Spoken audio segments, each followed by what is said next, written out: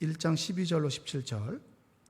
내가 돌이켜 지혜와 망령됨과 어리석음을 보았나니 왕 뒤에 오는 자는 무슨 일을 행할까 이미 행한 지 오래전에 일일 뿐이리라. 제가 잘못했나요? 제가 다시 읽겠습니다. 나 전도자는 예루살렘에서 이스라엘 왕이 되어 13절.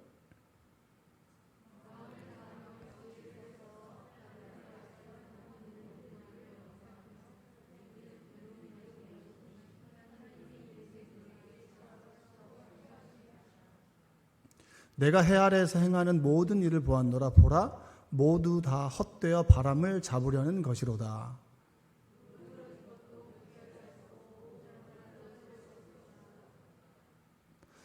내가 내 마음속으로 말하여 이르기를 보라, 내가 크게 되고 지혜를 더 많이 얻었으므로 나보다 먼저 예루살렘에 있던 모든 사람들보다 낫다 하였나니 내 마음이 지혜와 지식을 많이 만나 보았음이로다.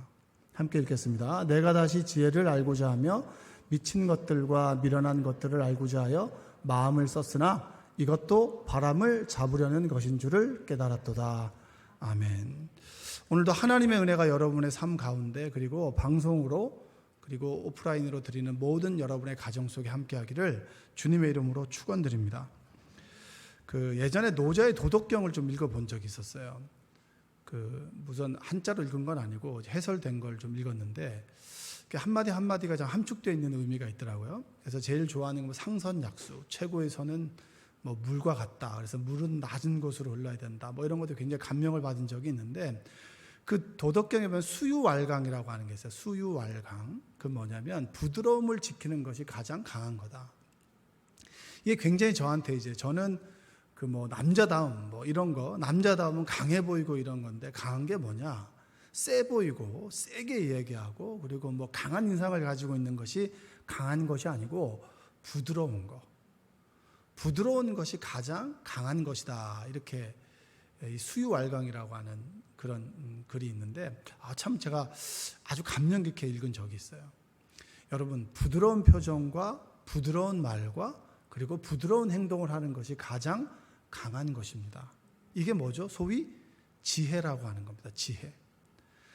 근데 여러분, 도덕경에만 지혜가 있는 건 아니잖아요. 우리가 세상을 살아갈 때 수많은 지혜들이 있죠. 도덕경을 읽을 때 좋았는데 제가 성경을 읽을 때는 더 좋았습니다. 특히나 잠언이나 전도서를 읽어보면 솔로몬의 인생이 다 끝나고 그리고 그 인생을 돌아보면서 자신의 인생을 회고하면서 이 전도서를 기록했다고 하잖아요. 그럼 이 말이 굉장히 주옥과 같은 말이 될 수가 있는 겁니다.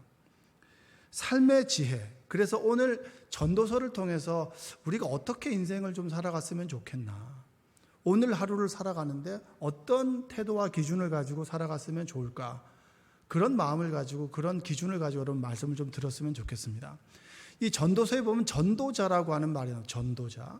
이 전도자라고 하는 말은 코헬렛이라고 하는 건데 이 코헬렛이라고 하는 것은 뭐냐면 지혜를 가르치는 현자입니다. 지혜를 가르치는 지혜로운 사람 누굽니까? 솔로몬을 이야기하는 거예요. 솔로몬. 그러니까 솔로몬이 자신의 인생을 살아보면서 사람들에게 지혜를 기록해서 전해주는 거예요. 그것이 바로 오늘 전도서입니다. 그래서 솔로몬이 자신도 살아보고 지금도 인생을 살아가는 사람들의 모습을 보니까 헛바람이 드는 거예요. 그냥 바람을 쫓아가는 거예요. 그래서 1장 14절에 내가 해 아래에서 행하는 모든 일을 보았노라. 한번 읽어볼까요? 내가 해 아래에서 행하는 모든 일을 보았노라. 보라, 모두 다 헛되어 바람을 잡으려는 것이로다. 여러분, 뜬구름 잡는 사람들 그런 이야기 들어봤죠? 저 사람 참 뜬구름 잡는 소리 하고 있다고. 그런 얘기 하는 사람 있어요? 본인이 그 사람이 분 계세요? 뜬구름 잡는 사람? 몇 분 계신 것 같은데 이야기 나누다 보면 맨날 뜬구름 잡는 사람이 있어요. 그런 사람이 있는데 이 전도자가 보기에 솔로몬이 보기에 하는 행동이 세상 사람들이 살아가는 모습이나 쫓아가는 것을 보니까 뜬구름을 잡는 것 같다는 거예요. 바람을 잡는 것 같다는 거예요. 바람은 잡아져요? 안 잡아져요? 대답을 하시겠어요? 안 하시겠어요? 은혜를 받으면 아멘 하실 거예요? 안 할 거예요? 마스크를 썼다고 해서 아멘을 좀 상가하지 마시고 남발한 은혜가 있기를 바랍니다. 바람을 잡는다라고 하는 것은 여러분 양에다가 양에다가 입에다가 바람을 집어넣으면 양이 빵빵해지잖아요. 그렇죠. 그렇다고 해서 그게 바람이 살로 가거나 그리고 그 몸집이 커지는 건 아니죠. 똑같습니다. 바람을 잡는다라고 하는 것은 배고픈 사람에게 공기를 주입시키면 이건 순간적으로 팽창할 수 있겠지만 가스는 빠지게 되잖아요. 그러니까 사람들의 모습이 공기를 집어먹고 배가 부른 것처럼 그렇게 생활하는 사람들의 모습과 같다. 이렇게 이 솔로몬이 이야기를 하는 겁니다. 그럼 여러분, 우리가 바람을 잡으러 가는 것 속에서 사람들이 어떤 바람을 잡으러 가는가? 전도서는 여러분 크게 4가지로 얘기합니다. 첫 번째는 지혜와 지식입니다. 뭐라고요? 지혜와 지식은 가져야 됩니까? 가져야 됩니까? 가져야 되죠. 그러나 지혜와 지식이 우리를 구원해 주지 못하고 천국으로 인도해 주지 않는다라는 거예요. 1장 17절과 18절 한번 읽어볼까요? 한번 읽겠습니다. 내가 다시 지혜를 알고자 하며 미친 것들과 미련한 것들을 알고자 하여 마음을 썼으나 이것도 바람을 잡으려는 것인 줄을 깨달았다. 지혜가 많으면 번뇌도 많으니 지식을 더하는 자는 근심을 더하느니라. 여기서 지혜는 여러분 실천적인 지식을 얘기하는 거예요. 인생을 살아가면서 얻는 그런 지혜들이 있잖아요. 지혜들이 있죠. 저도 목회하면서 하나님 주신 지혜가 많이 있습니다. 사람을 믿지 말아라. 그럼 어떻게 해야 되냐? 사람을 사랑해라. 이건 제가 목회하면서 정말 기도 가운데 얻은 진리에서 가슴에 새겨진 진리죠. 믿음은 잃어버리지만 사랑하면 얻게 된다는 거예요. 이게 실천적인 지식입니다. 이 지식과 이 지혜와 지식도 바람을 잡는 것과 같다. 이렇게 지금 전도서는 얘기합니다. 여러분, 지금 사람들이 재테크의 광풍이잖아요. 재테크의 광풍인데 이 좋은 집이, 많은 집이 나를 구원해 줍니까? 구원해 주지 않습니까? 구원해 주진 않아요. 그러나 필요하죠. 소중하지만 그것이 결정적으로 우리 인생을 정말 구원으로 인도할 만큼의 진리는 아닙니다. 두 번째는 뭐냐면 쾌락이에요. 쾌락. 2장 3절 한번 읽어볼까요? 2장 3절. 전도서 2장 3절. 내가 내 마음으로 깊이 생각하기를 내가 어떻게 하여야 내 마음을 지혜로 다스리면서 술로 내 육신을 즐겁게 할까? 또 내가 어떻게 하여야 천하의 인생들이 그들의 인생을 살아가는 동안 어떤 것이 선한 일인지를 알아볼 때까지 내 어리석음을 꼭 붙잡아 둘까 하여. 사람들이 자신의 즐거움을 쫓아갑니다. 그래서 대표적으로 얘기하는 게 한잔하면 되게 즐겁잖아요. 그렇죠. 남자들이 이게 교회에서 교제를 못하는 이유는 술을 안 먹는다. 그런 얘기도 있어요. 남자들이 꼭 친해질 때는 술을 한 잔씩 먹잖아요. 근데 교회에서는 앉아서 이렇게 수다를 떨라고 하니까 이게 수다가 터지기 전까지는 이게 술이 좀 있어야 되거든요. 그러니까 이게 없어서 못한다 뭐 이런 얘기도 있는데, 성경은 술에 대해서, 우리를 즐겁게 하는 술에 대해서 뭐라고 얘기하냐면 잠언 23장 19절로 21절을 한번 읽어보겠습니다. 내 아들아, 너는 듣고 지혜를 얻어 내 마음을 바른 길로 인도할지니라. 술을 즐겨하는 자들과 고기를 탐하는 자들과도 더불어 사귀지 말라. 21절. 술 취하고 음식을 탐하는 자는 가난하여질 것이요 잠자기를 즐겨하는 자는 헤어진 옷을 입을 것임이니라. 술 취하고 술을 좋아하는 사람은 뭐 한다 그랬어요? 가난해진다는 거예요. 그러니까 자신의 즐거움을 위해서 술을 마시고 사람들과 함께 즐기기 위해서 술을 마시는데 결국은 그 사람은 가난해질 것이다. 그러니까 사람들은 자신의 즐거움을 쫓아 살아간다라고 얘기해요. 세상 사람들은. 그리고 세 번째는 뭐냐면 큰 업적과 소유입니다. 큰 업적과 소유.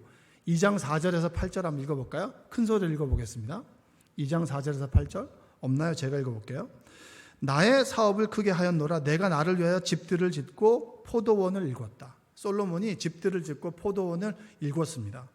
여러 동산과 과원을 만들고 그 가운데 각종 과목을 심었습니다.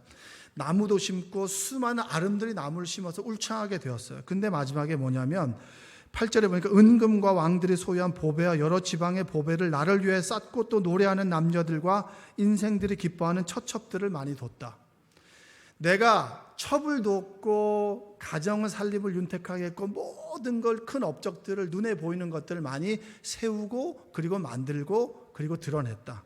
근데 전도서 2장 11절에 뭐라고 합니까? 한번 읽어볼까요? 그 후에 내가 생각해 본즉 내 손으로 한 모든 일과 내가 수고한 모든 것이 다 헛되어 바람을 잡는 것이며 해 아래에서 무익한 것이로다. 내 업적과 내가 드러내는 모든 것들이 헛되다는 거예요. 바람을 잡는 것과 같다는 거예요. 그러니까 업적과 소유도 결국은 헛되다라고 전도자는 얘기합니다. 마지막으로 뭐냐면, 마지막으로 얘기하는 것이 이 세 가지입니다. 그래서 처음에 뭐죠? 처음에 얘기하는 것이 뭡니까? 처음에 얘기하는 것이 바로 지혜와 지식이고 쾌락이고 업적과 소유입니다. 이 모든 것이 바람을 잡는 것과 같다. 그럼 여러분 질문할 수 있어요. 그럼 뭐 갖고 살아야 되냐?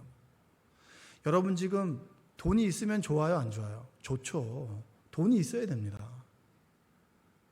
그리고 내 업적 있어야죠. 그러나 결정적이 않다라는 거예요. 그러면 뭐 갖고 살아야 되냐는 거예요.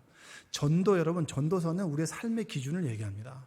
그 기준이 뭐냐면 죽음이라고 하는 거예요. 한번 따라서 볼까요? 죽음을 기억하라. 이 전도서 2장 16절에 보면 이런 이야기를 한번 읽어보겠습니다. 지혜자도 우매자와 함께 영원하도록 기억함을 얻지 못하나니 후일에는 모두 다 잊어버린 지 오래일 것임이라. 오호라 지혜자의 죽음이 우매자의 죽음과 일반이로다. 지혜 있는 사람도 지혜 없는 사람도 죽음은 똑같다는 거예요.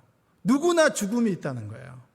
그래서 전도서는 바람을 잡으려는 것과 바람을 잡지 않는 것의 기준이 뭐냐면 모든 사람이 죽는다. 두 번째는 뭐냐면 2장 23절 한번 읽어볼게요. 일평생에 근심하며 수고하는 것이 슬픔뿐이라 그의 마음이 밤에도 쉬지 못하나니 이것도 헛되도다. 일평생의 근심이다. 죽음을 향해 살아가는 모든 삶이 근심이고 그리고 이것들을 물려줄 수밖에 없다. 우리는 근심을 물려줄 수밖에 없다. 그런 존재가 바로 우리라는 거예요. 되게 어렵죠, 여러분. 내용이 되게 어렵죠. 어렵지 않습니다. 전도자가 말하는 기준은 죽음을 기억해라. 죽음을 기준으로 뒀을 때 내가 무엇을 해야 되는지를 우리는 분명히 알 수 있게 된다는 거예요. 나는 죽을 때까지 재미있게 살고 싶다라는 책이 있어요. 여러분 한번 읽어보세요. 이 책을 꼭 사서 읽어보세요. 이분이 이제 1세대 의학자입니다. 정신과 의사죠. 정신건강 의사인데 이분이 요양원을 돌아다니면서 죽음에 이르게 된 사람들에게 설문조사를 했습니다. 그냥 종이를 줬어요. 종이를 줘서 가장 다시 태어난다면 무엇을 하고 싶은가? 다시 삶이 주어진다면, 건강해진다면 무엇을 하고 싶나? 그러니까 죽음의 순간에 가장 후회되지 않을 것이 뭐냐? 후회하지 않고 뭘 하고 싶냐라고 하는 걸 물어봤더니 이 문항을 써서 준 것이 아닌데도 세 가지로 추려진대요. 첫 번째는 뭐냐면 내 마음대로 살고 싶다는 거예요. 여러분 그런 분 계시죠? 자식 새끼 다 하고 남편 모르고 그냥 내 마음대로 살고 싶잖아요. 그렇죠? 누구 눈치 보지 않고 누구의 엄마로 살고 싶지 않고 그리고 누구의 아빠로 살고 싶지 않고 그리고 누구의 아내로 살고 싶지 않고 내 이름 석자 가지고 살아가고 싶잖아요. 그렇죠? 누구 눈치 보지 않고. 여러분들 어떠세요? 그러시죠? 저도 목사 떼고 살고 싶을 때도 있어요. 모든 게 그렇잖아요. 직함대로 살아가는 게 아니라 그냥 내가 남 눈치 보지 않고 내가 원하는 대로 하고 싶은 것을 눈치 보지 않고 했으면 좋겠다. 이런 거. 두 번째는 뭐냐면 풀고 싶다는 거예요. 뭐 하다고 싶다고요? 풀고 싶다. 인생을 한번 쭉 돌아봤더니 맺힌 게 너무 많은 거야. 한도 맺히고 상처도 받고 그리고 사람들과 사람들 사이에 맺혀 있는 것들이 얼마나 많습니까? 내가 저 사람한테 소리를 질러도 시원찮을 판에 그냥 들어줘야 되고 그런 맺힌 관계들이 얼마나 많아요. 그래서 이분 책에 보면 이런 내용이 있어요. 뭔 내용이 있냐면 이 사람이 이제 그 인턴 때 자기의 은사 교수님에게 인사를 가야 되는데 돈이 없는 거야. 그때는 인턴할 때 돈을 안 줬나 봐요. 그래서 가수원에서 일을 하고 사과를 100개를 받아가지고 그중에 좋은 걸 한 30개 정도를 해서 교수님 댁에 갖다 드렸대요. 왜냐하면 인사는 드려야 되고 돈은 없으니까. 그래서 갖다 주고 돌아왔어요. 한 달 후에 다시 그 교수님을 방문할 게 있어서 갔더니 자신이 준 사과를 문 앞에 그대로 두고 있더라는 거예요. 그래서 사모님이 그런 얘기를 했대요. 이 분에게, 이근우라고 하는 이 사람에게 아직도 이런 걸 선물로 주는 사람이 있다고. 근데 정작 그 사람은 그걸 주기 위해서 하루 종일 일을 하고 사과를 받아서 좋은 것을 해서 마음을 담아 드렸는데 그거를 그렇게 평가하고 먹지도 않고 밖에 놔두고 험담을 하니 얼마나 상처가 됐겠어요. 그래서 그 다음부터는 그 교수님에게 갈 때는 아무것도 안 들고 왔대요. 그러나 돌아보니 그래, 그것도 풀고 싶다는 거예요. 여러분에게 푸는 은혜가 있기를 주님의 이름으로 축원드립니다. 맺혀 있는 거 있나요? 원수들이 있나요? 풀고 사세요. 그래 여러분이 건강합니다. 세 번째는 뭐냐면 나누고 살고 싶다. 뭐하고 살고 싶다고요? 잘 나누는 사람들이 있죠. 주변에 보면 잘 나누는 사람이 있고 더 잘 나누는 사람이 있어요. 우리 교회는 두 종류의 사람이 있어요. 나누는 사람이에요. 여러분, 더 잘 나누는 사람이에요. 저번에 이제 수요 찬양팀 한번 회식 한번 하자 그래가지고 회식하러 갔어요. 그래서 목사님하고 테이블에 같이 밥을 먹는데 목사님이 이제 그 찬양팀 하는 집사님 두 분에게 집에 꿀이 있냐는 거예요. 집에 꿀이 있냐고. 그래서 꿀이 없다. 그러니까 남편들 꿀 좀 타주라 그래가지고 집에 있는 꿀 2개를 그 집사님을 드리더라고. 그래서 제가 그걸 보면서 참 생명나무교회가 특별한 교회가 맞다. 하나님께서는 자신의 아들을 우리에게 나누셨잖아요. 그렇죠? 생명을 나누셨죠. 그 생명을 나눈 그 사랑을 닮은 담임 목사님이 계시고, 아멘? 아멘 안 하는 사람 다 봤어 내가. 응? 다 봤어. 15명. 다시 한번 해볼게. 하나님의 사랑을 닮은 담임 목사님이 계시고, 네. 그 다음에 그 목사님을 닮은 우리 성도님들이 계시고, 그러니까 얼마나 우리 교회가 특별한 교회겠어요. 저희 어머니가 그런 얘기 하시다 특별한 교회라고. 나누고 싶다는 거예요. 나눠야 된다는 거예요. 그래야 후회 없는 삶을 살 수 있고, 그리고 그 나누는 삶이 죽음에 이른 사람들이 정말 살고 싶어하는 삶이었다라고 하는 겁니다. 이 얘기 드리는 이유가 뭔지 아세요? 우리가 죽음이라고 하는 냉엄한 현실 앞에서 지금 무엇을 해야 될지라고 하는 기준, 그리고 우선순위가 생겨날 수 있다라고 하는 겁니다. 그래서 유명한 말이 한번 들어봤을 거예요. 메멘토 모리라고 하는 말 들어봤어요? 메멘토 모리 한번 따라서 해보세요. 메멘토 모리. 메멘토는 기억하다라는 뜻이고 모리는 죽음이라는 뜻입니다. 죽음을 기억하라는 거예요. 우리가 죽음 앞에 선 존재라고 하는 것을 기억해라. 전도서의 말씀인 거예요. 내가 당장 죽는다면 여러분은 뭘 선택하시겠어요? 1시간 후에 죽는다면 여러분들은 뭘 선택하시겠어요? 전 저에게 물어본다면 저는 1시간을 정말 알차게 보낼 거예요. 삶과 죽음 중에서 여러분들은 무엇을 선택하겠습니까? 라고 하는 질문을 받는다면 여러분 뭘 선택하시겠어요? 저는 삶을 선택합니다. 죽음을 선택하지 않아요. 어차피 우리는 죽는 거거든요. 이 삶에 후회가 없이 살아가고 하나님이 부르실 때 부끄럽지 않도록 저는 이 삶을 선택할 것입니다. 할렐루야. 우리가 죽을 수밖에 없던 메멘토 모리라고 하는 그 진리 앞에서 우리가 할 수 있는 최선은 뭔지 아세요? 오늘의 삶에 최선을 다하는 거예요. 죽음이라고 하는 것을 받아들이는 거죠. 수용하는 거죠. 사무엘상 20장 3절, 제가 정말 좋아하는 말씀이에요. 나와 죽음의 사이는 한 걸음뿐이다. 이 정말 다윗이 위대한 고백 아닙니까? 나는 잘못 선택하면 죽을 수 있고 바른 선택을 하면 살 수 있고, 사울이 늘 칼끝이 자기를 향해 오는 그 삶 속에서 내 선택이 조금만 잘못되면 죽을 수 있어요. 그래서 나와 죽음 사이는 한 걸음뿐이다. 그 얘기는 뭔지 아세요? 내가 오늘 바른 선택, 바른 삶, 바르게 살아가야 된다라고 하는 얘기예요. 모리와 함께한 화요일이라고 하는 책, 저는 굉장히 그 책을 좋아합니다. 그래서 이번 주간에 제가 또 읽어봤어요. 처음부터 쭉 읽어봤는데 그 책의 주제는 여러분 딱 한 가지입니다. 어떻게 죽어야 할지 알면 어떻게 살아야 할지 알게 된다. 루 게릭병에 의해서 죽어가는 사람이 자신의 제자와 함께 매주 화요일마다 얘기를 나누는 거예요. 여러 가지 주제를 갖고 나누는 거죠. 죽음에 이르러서야 진정으로 우리에게 필요한 것이 무엇인지를 알게 되고 그것을 제자에게 이야기를 해주는 거죠. 따라서 해볼까요? 어떻게 죽어야 할지 알면 어떻게 살아야 할지 알게 된다. 여러분 어떻게 죽고 싶으세요? 저는 천국에 가고 싶죠.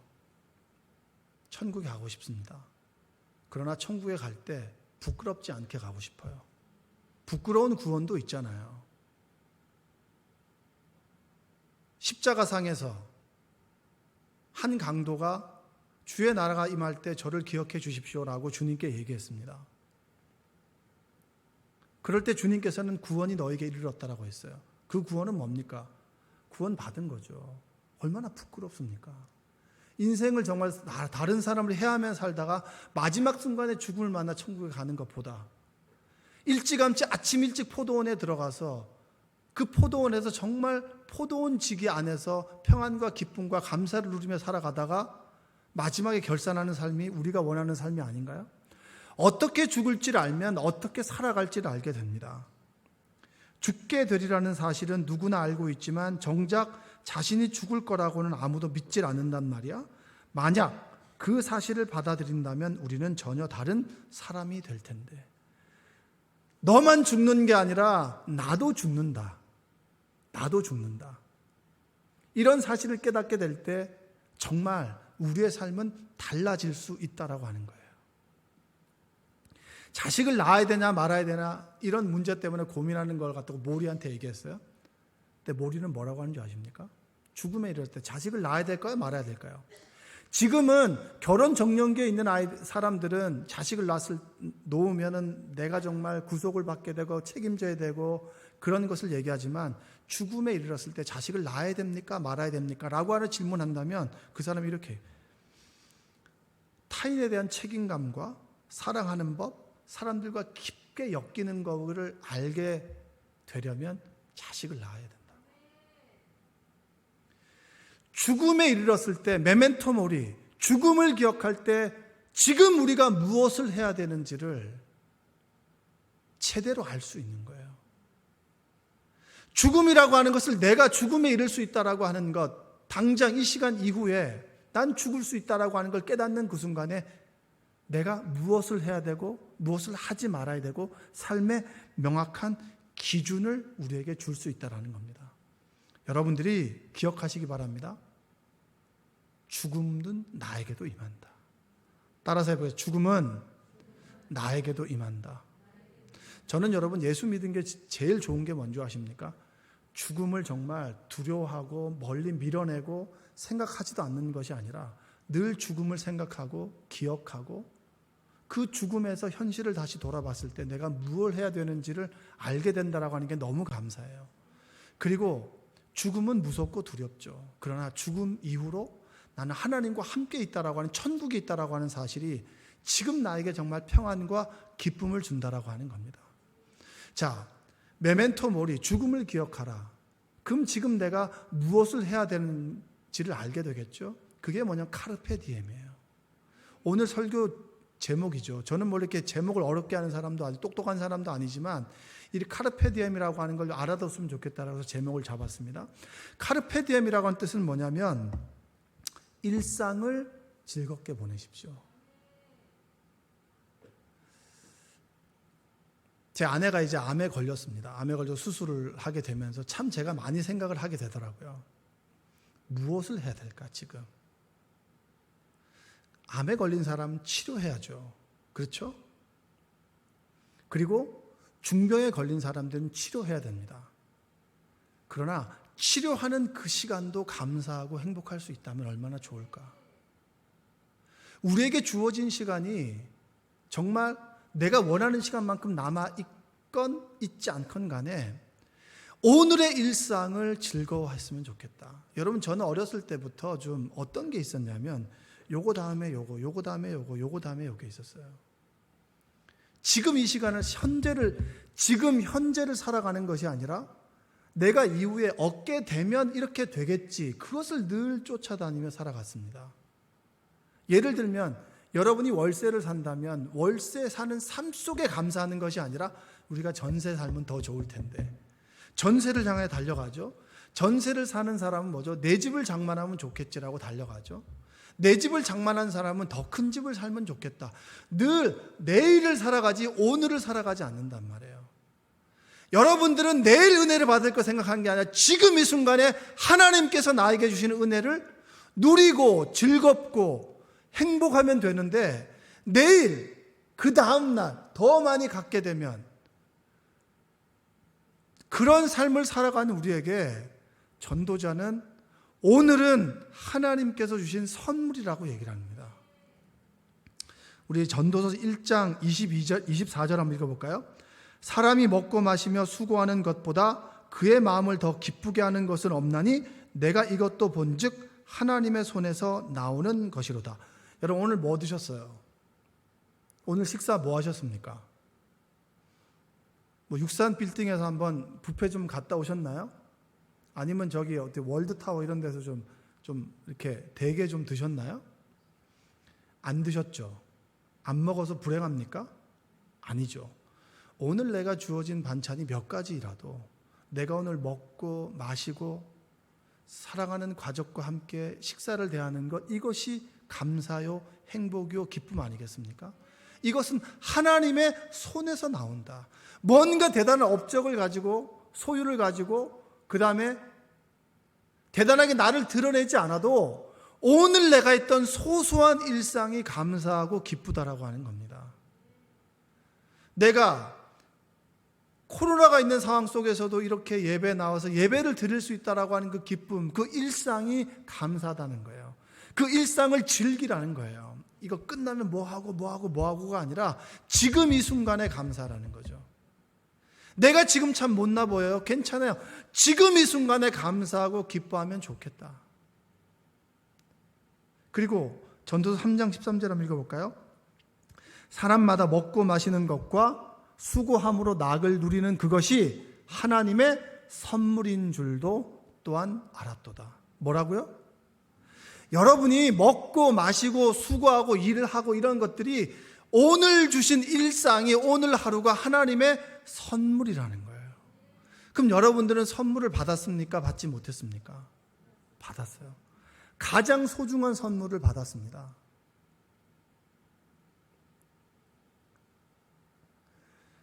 오늘의 일상에 감사하는 여러분들 되셨으면 좋겠습니다. 내가 조금 부족한 것이 있고 건강이 좋지 못해도 그럼에도 불구하고 오늘 하루를 살아가는 게 얼마나 감사한가. 제 아내가 입원했을 때 이제 코로나 검사, 그 다음에 그 여러 가지 검사를 하기도 하지만 저녁이 되면 사람이 없을 때 그 병원 주위를 좀 이렇게 산책을 할 수 있습니다. 그 의사와 간호사는 권하지는 않죠. 근데 이제 문 밖을 나와서 그 앞에 보면 나무들이 있어서 거기 벤치에 많이들 앉아 있거든요. 그럼 그런 곳까지 나오는 건 괜찮아요. 그러면서 제 아내가 딱 걷는데 그러니까 경한 사람들은 이렇게 보면은 배액관이라고 그래가지고 이렇게 좀 그 피 이런 것들을 빼는 배액관이라고 있는데 그걸 찬 사람이 좀 중병인 사람들이죠. 또 이걸 링거를 꽂고 돌아다니는 사람들이 있어요. 근데 제 아내는 하루 이틀 지나니까 그걸 링거를 빼주더라고요. 그걸 링거 없이 돌아다니는 거죠. 근데 링거 없이 돌아다니는 사람들도 있고, 그리고 이걸 링거를 갖고 다니는 사람도 있어요. 그래서 감사하다. 병원에 안 오는 게 제일 좋은 거죠. 그렇죠? 근데 병원에 와도 링거를 밀고 가야만 되는 사람이 있고, 링거를 차지 않고 그냥 환자복만 입고 돌아다니는 것도 얼마나 감사하냐. 얼마나 감사하냐. 그리고 이제 그날 좀 바람이 불더라고요. 선선한 바람이 불어요. 바람이 부는 노을을 딱 보는데 감사하다. 이 자리에 우리가 앉아 있고 이 바람을 느끼고 이 노을을 보는 것도 얼마나 감사하냐. 주어진 일상에 감사하는 여러분들 되시기 바랍니다. 전도자가 주는 하나님의 최고의 선물, 죽을 수밖에 없는 우리이지만 하나님께서 오늘의 일상을 우리에게 맡겨주셨고 선물로 주셨다. 그 일상에 감사하고 기뻐하고 그리고 그 일상을 누리는 삶. 저는 사실은 그걸 잘 못해요. 잠도 한 8시까지 자면요 막 두통이 오고 막 몸이 이 어깨도 뭉치고 이래가지고 꼭 일정한 시간에 일어나고 차라리 잘 때 낮잠을 자는 게 전 더 좋아요. 그러니까 푹 퍼져 있는 걸 모르는데 제가 이 말씀을 준비하면서 그렇구나. 내가 정말 퍼져 있을 때 퍼져 있는 것도 감사할 수 있는 거구나. 감사해야 되는 거구나. 내일을 살아가기 위해서 오늘을 허비하지 마십시오. 세이크로바, 네이크로바 얘기 아시죠? 네이크로바는 행운이잖아요. 그 행운을 하기 위해서 오늘의 행복을 수없이 버려가는 사람들이 얼마나 많이 있습니까? 여러분, 오늘 하나님께 주신 선물이라면 오늘 여러분들은 뭘 해야 될까요? 사랑하십시오. 뭐 해야 될까요? 사랑하십시오. 여러분의 가족을 사랑하십시오. 여러분의 가족과 싸우지 마시고 좀 마음에 드는 일이 있어도 좀 그냥 품어주시고 허물을 덮어주셔서 그냥 가족들과 함께 사랑하는데 여러분의 일상의 시간들을 보내십시오. 할렐루야. 이 모리와 함께하는 화요일에 보면 이 모리가 두 가지를 얘기합니다.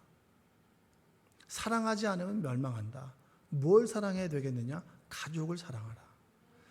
여러분에게 주어진 가족을 사랑하는 여러분들 되시기 바랍니다. 여러분의 아내를 사랑하시고 남편을 사랑하시고 자식을 사랑하시고 부모님을 사랑하십시오. 마음에 들지 않나요? 그래도 여러분 가족이잖아요. 가족이 있고 없고의 차이점이 뭔지 아세요? 가족이 있다, 내 어머니가 있다, 내 아버지가 있다, 내 남편이 있다, 내 아내가 있다. 정서적으로 안정감, 나를 끊임없이 조건 없이 바라봐주는 사람이 가족이에요. 내가 무슨 일을 해도 이해해 줄 수 있는 사람이 가족이라는 얘기예요. 그 가족을 오늘 사랑하는 여러분들 되시기 바랍니다. 그리고 두 번째는 뭐냐면 무엇을 사랑해야 되느냐? 여러분의 공동체를 사랑하세요. 여러분의 공동체가 어디죠? 생명나무 가족이잖아요. 예전에 꼭 제가 어떤 목사님하고 얘기하면 가족 같은 교회 이렇게 했더니 박 목사, 가족 같은 교회는 가족이 아니지. 가족 같은은 가족이 아니잖아요. 아들 같은 목사하고 아들 목사는 다른 거예요. 왜냐하면 아들 같은 목사는 본인의 집으로 안 데리고 가지만 아들 목사는 자기 집으로 데리고 가잖아요. 여러분, 생명나무 교회가 정말 우리 가족 아닌가요? 공동체 아닌가요? 정말 생명나무 교회를 사랑하는 여러분들 되시기 바랍니다. 제가 이번에 제 아내가 1월 달에 수술하고 그리고 이번 달에 수술을 2번을 하게 됐습니다. 되면서 정말 제가 가슴 깊이 깨달았던 건 뭐냐면 내가 정말 생명나무 교회 가족들에게 사랑의 빚을 졌다. 제가 빚진 자입니다. 여러분들은 어떠세요? 이런 빚은 많이 져도 돼요. 왜냐? 많이 진 만큼 그 사랑으로 갚을 수 있거든요. 전 여러분들이 정말 코로나로 여러 가지로 힘든 세상을 살아가지만 이 생명나무 교인 한 분 한 분들이 여러분의 가족이라고 믿고 정말 그 사람들을 사랑하고 섬길 수 있는 여러분들 되시기 바랍니다. 힘들어하는 사람들에게 밥을 한 끼 사줄 수 있고요. 힘들어하는 사람들에게 따뜻한 말 한마디 해줄 수 있고요. 힘들어하는 상황 속에 있는 사람들을 위해서 눈물로 기도해 줄 수 있는 사람이 여러분이 되었으면 좋겠습니다. 전 하나님께서 다짐했어요. 하나님, 제가 이 빚진 만큼 어떻게든지 갚겠습니다. 기도로 갚고 사랑함으로 갚고 내가 할 수 있는 산에서 최대한 갚겠습니다. 하나님께 결단하고 기도했습니다. 여러분들, 오늘의 일상을 누리는 은혜가 있길 바랍니다. 오늘의 일상을 누릴 때 가족들을 사랑하고 생명나무 교우들을 사랑하고 정말 여러분들이 사랑해야 될 사람들을 가슴으로 품고 사랑하고 끝까지 사랑하는 여러분들 되시기를 주님의 이름으로 축원드립니다. 고백하겠습니다. 따라서 해볼게요. 사랑하겠습니다. 다시 한번 사랑하겠습니다. 다시 한번 사랑하겠습니다. 기도하겠습니다. 사랑과 은혜가 풍성하신 아버지 하나님 감사합니다. 하나님께서 우리에게 귀한 예배를 허락해 주시고 오늘 일상을 선물로 주셨습니다.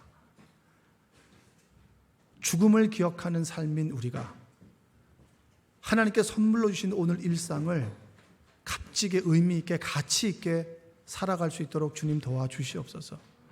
오늘 이 시간 마음껏 나에게 맡겨주신 가족들을 사랑하게 하시고 생명나무 가족들을 마음껏 후회 없이 사랑하도록 주님 도와주시옵소서.